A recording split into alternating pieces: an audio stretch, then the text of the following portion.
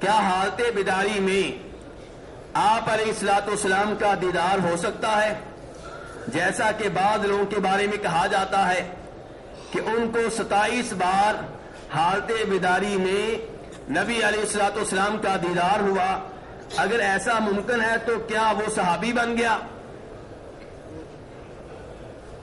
ہاں جی، یہ بات تو ہے ویسے کہ جو بیداری کی حالت میں اپنی زندگی میں اور ایمان کی حالت میں نبی علیہ الصلوۃ والسلام کو دیکھ لے وہ تو صحابی ہے. اب مجھے نہیں پتا آپ کس کی طرف اشارہ کر رہے ہیں. کون ہے وہ جس نے دعویٰ کیا ہے جی میں نے آپ کو بیداری کی حالت میں 27 مرتبہ دیکھا ہے؟ میرے علم میں نہیں ہے. بہرحال جو بھی ہے میری دعا ہے اس کے لیے کہ اللہ اس کو ہدایت دے. اللہ اس کو کیا دے؟ اللہ کیا دے؟ اس کو ہدایت دے. جناب صدیق رضی اللہ عنہ کے زمانے میں مسلمانوں کو کافی ساری مشکلات پیش آئیں، کافی دفعہ میٹنگیں ہوئیں کہ یہ کام کیسے کرنا ہے، وہ کام کیسے کرنا ہے. کیا جناب صدیق نے بھی کبھی یہ دعویٰ کیا کہ نبی علیہ الصلوۃ والسلام بیداری کی حالت میں میرے پاس آئے تھے اور ہم نے میٹنگ کی ہے اور آپ مجھے یہ حکم دے کر گئے ہیں؟ جناب فاروق نے کبھی ایسا دعویٰ کیا ہو؟ جناب عثمان نے کبھی کیا ہو؟ جناب علی نے کیا ہو؟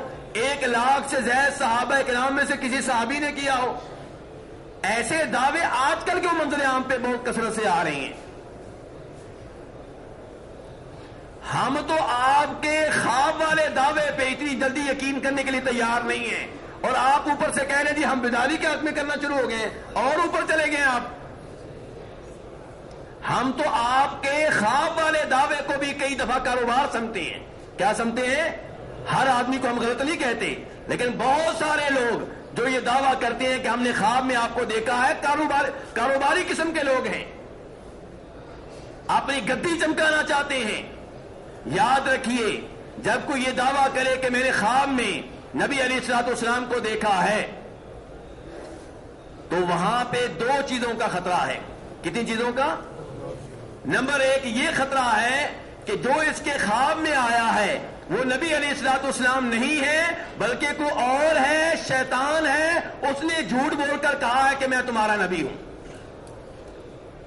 اب کیا ہوا ہے؟ اس کے ساتھ دھوکہ ہوا ہے. اس کے ساتھ کیا ہوا ہے؟ اس کے ساتھ کیا ہوا ہے؟ دھوکہ ہوا ہے.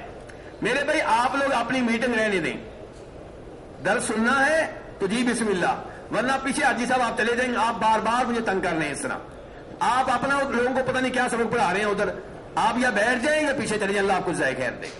جی ہاں جی حاجی صاحب سکون سے بیٹھنا ہے بیٹھ جائیں، ورنہ تشریف لے جائیں، کوئی مسئلہ نہیں. آگے چلے جائیں، اللہ کی عبادت کریں. تو میرے بھائی دیکھیے یہاں پہ پہلا خطرہ یہ ہے کہ جو خواب کا دعویٰ کر رہا ہے وہ سچ بول رہا ہے، لیکن جو خواب میں آیا ہے وہ نبی علیہ الصلوۃ والسلام نہیں ہے بلکہ شیطان ہے اور اس نے جھوٹ بولا ہے. اب یہاں پہ لوگ کہیں گے نہیں جی نبی السلام نے تو گارنٹی دی تھی. کیا گارنٹی دی تھی؟ کہ جس نے خواب میں مجھے دیکھا اس نے مجھے ہی دیکھا ہے، شیطان میری شکل میں نہیں آ سکتا. شیطان میری شکل میں نہیں آ سکتا. یہ وہ حدیث ہے جس کو بیان کر کے لوگوں کو کئی دفعہ بیوقوف بنایا جاتا ہے. حدیث بالکل صحیح ہے، حدیث کا مطلب صحیح نہیں بتایا جاتا.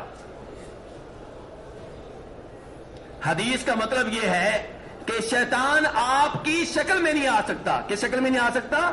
جو آپ کی شکل ہے، واقعی جو آپ کی شکل ہے، لیکن کسی تیسری شکل میں آ کے وہ دھوکہ دے سکتا ہے. آپ کی شکل میں آ کر دھوکہ نہیں دے سکتا، کسی اور شکل میں آ کر دھوکہ دے سکتا ہے. اسی لیے امام حاکم روایت کرتے ہیں جناب عبداللہ ابن عباس رضی اللہ عنہما سے. کیا روایت کرتے ہیں کہ عبداللہ ابن عباس کے پاس ایک آدمی آیا، کہا جی میں نے نبی علیہ الصلوۃ والسلام کو دیکھا ہے خواب میں. تو عبداللہ ابن عباس نے یہ نہیں کہا کہ بھائی ٹھیک ہے اگر تم نے دیکھا تو بات صحیح ہوگی، کیونکہ آپ علیہ السلام نے فرمایا تھا جس نے خواب میں مجھے دیکھا اس نے مجھے ہی دیکھا، شیطان میری شکل میں نہیں آ سکتا. بلکہ جناب عبداللہ ابن عباس نے کہا جن کو تو نے خواب میں دیکھا ان کا حلیہ بتاؤ. اس آدمی نے حلیہ بتایا، تب جا کے عبداللہ ابن عباس نے تصدیق کی کہ تو نے واقعی نبی علیہ الصلوۃ والسلام کو دیکھا ہے. اس سے پتا چلا کہ امکان ہوتا ہے کہ خواب میں آنے والا کوئی اور ہو.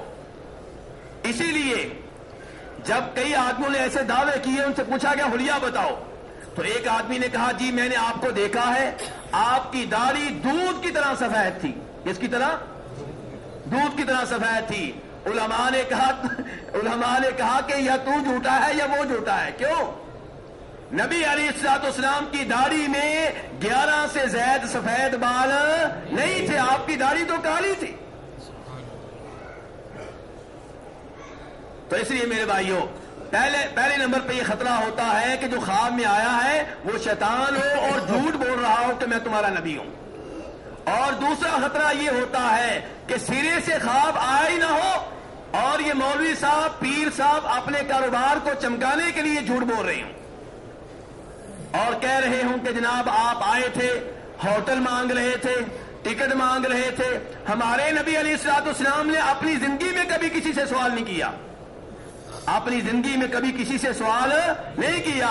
آپ لوگوں میں تقسیم کرتے رہے، جو مال اللہ نے دیا تھا لوگوں کو دیتے رہے، آپ مانگنے والے نہیں تھے، آپ مانگنے والے نہیں تھے۔ تو اس لیے میرے بھائیو یہ دو خطرے ہوتے ہیں۔ اور تیسرے نمبر پہ ہم نے مان لیا، جی ہم نے مان لیا کہ آپ کو خواب آیا ہے اور واقعی خواب میں آنے والے نبی علیہ السلام ہیں، ہم سے کیا چاہتے ہیں؟ مجمع لگا کر ہمیں کیوں بتا رہے ہیں؟ جن کے بارے میں واقعی نبی علیہ السلام کے خواب آتے ہیں، آئیے ان کا واقعہ آپ کو بتاؤں۔ شیخ البانی رحمہ اللہ عصر حاضر کے بہت بڑے محدث ہیں، ان کا ایک کلپ آج بھی یوٹیوب پہ موجود ہے۔ ان کو کوئی فون کر کے بتاتا ہے کہ میں نے نبی علیہ الصلوۃ والسلام کو خواب میں دیکھا ہے، آپ کے بارے میں خوشخبری دے رہے تھے۔ شیخ البانی رحمہ اللہ نے وہیں پہ رونا شروع کر دیا۔ کیا شروع کر دیا؟ اور پھر روتے ہی رہے، اس کے بعد بات نہیں کر سکے۔ اور ایسا نہیں ہوا کہ انہوں نے جناب پھر مجمع لگائے ہوں، لوگوں سے کہا ہو کہ میرے بارے میں خوشخبری آئی ہے، میں ولی بن گیا ہوں، میں پیر بن گیا ہوں، میری گدی چمکنی چاہیے، ایسا کچھ نہیں ہوا۔ جس کے خواب میں نبی علیہ السلام آئیں گے وہ تو روئے گا کہ میں اس قابل کہاں۔